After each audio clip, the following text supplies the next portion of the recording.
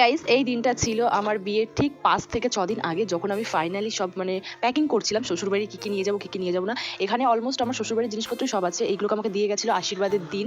এখানে A to Z আমার কসমেটিক্সের জিনিস, চুটি, এভরিথিং, ব্যাগ ট্যাগ সবই তোমরা দেখতে পাচ্ছ, সবই আমার শ্বশুরবাড়ি থেকে দিয়ে গেছে। তো আমাদের বাড়ি থেকে যা যা নিচ্ছি সব কিছু একসঙ্গে গোছগাছ করে রাখছিলাম। দেন এটা ছিল মেহেন্দির দিন রাত্রে মেহেন্দি পড়া হচ্ছিল। মেহেন্দি পড়া বলতে সেরকম কোনো অনুষ্ঠান নয়, তবে একটু মেহেন্দি পড়ছিলাম। আর এই যে পাড়ার সব কাকিমা জেঠিমারা, বাড়িতে আত্মীয় স্বজন সবাই মিলে একসঙ্গে মেহেন্দি পড়া হচ্ছিল। অ্যাকচুয়ালি আমার বিয়েটা হয়েছিল ওই 2022 সাল, তখন এতটা ট্রেন্ডিংয়ে ছিল না। এখন যেমন মেহেন্দি সঙ্গীত বিয়েটা পুরো উইকলি 1 সপ্তাহ ধরে চলে, তখন তো এরকম কিছু ছিল না। আর গ্রামগঞ্জে বোঝোই তো, ওই সাইডটা ততটাও আপডেট ছিল না। যাই হোক, তখন আমারই ফার্স্ট মনে হয় এরকম গায়ে হলুদের জন্য আলাদা লুক ক্রিয়েট করা হয়েছিল। তার আগে সেরকম আমাদের ওখানে কেউ এরকম সাজেনি।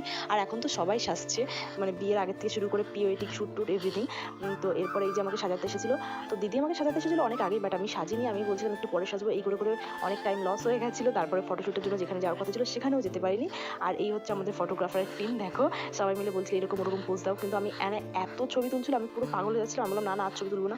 তখন সবাই বলছিল না এই কটা ছবি তুললাম।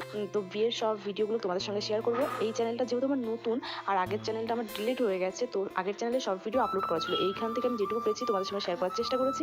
আগের চ্যানেলে সব ভিডিও ছিল এভরিথিং ডিটেলসে, বাট এখানে আমি একটু খাপছাড়া টাইপের ভিডিও হয়ে গেছে। আজকের ভিডিওটা দেখতে থাকো, আশা করি তোমাদের ভালো লাগবে। ভালো লাগলে প্লিজ একটা কমেন্ট করো, আর লাইক শেয়ার সাবস্ক্রাইব করে পাশে থেকো। দেখা হচ্ছে নেক্সট ব্লগে।